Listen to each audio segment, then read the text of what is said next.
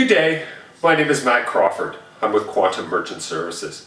Today I'm going to take a few minutes and try to explain the sometimes confusing world of credit card acceptance.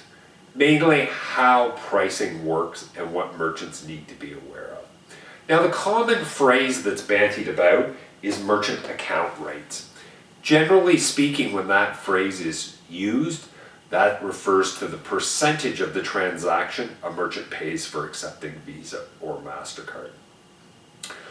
Merchants are, in my opinion, overly concerned about the rates they pay or the percentage they pay for transaction. And the reason for that is probably 5, 6, 7 years ago, merchants simply paid their merchant account rate. They paid a percentage for their Visa and MasterCard transactions, and that was really all they paid.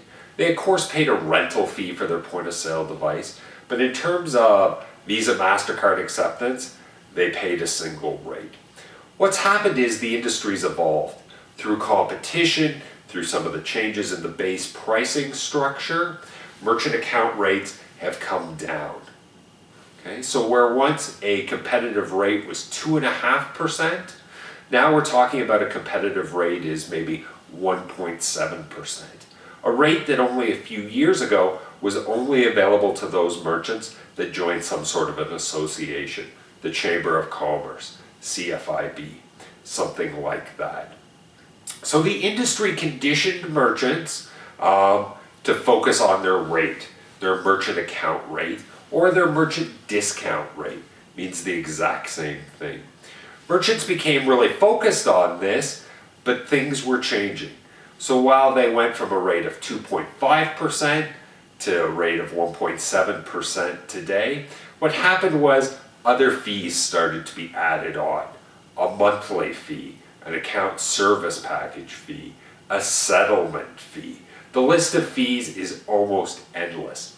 In addition to that, as their merchant account rate decreased, other rates were added for non-qualified cards.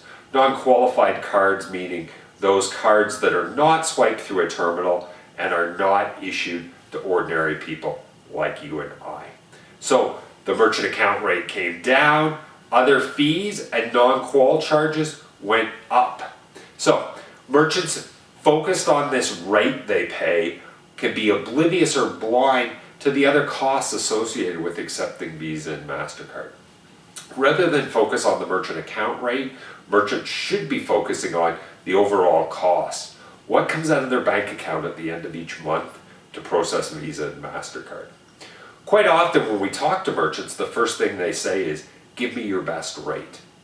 Well, there is no best rate. I really think what they're asking is, give me your best cost, okay? Or give me my best cost, if you will. Let me give you an example to illustrate that point. My best rate is 1%, but it comes with a $500 monthly fee. That's probably not to the merchant's advantage to sign up for my best rate package. A merchant is probably better off signing up for my merchant account rate that's maybe 2%, 1.75%, but it has not a lot of extra fees tacked on. So their savings, or what comes out of their bank account each month, is lower, even though they may be paying a higher rate by bringing their business to me than they are with their competitors. Okay? So when we talk about merchant account rate, we're talking about the percentage merchants pay for a Visa and MasterCard transaction.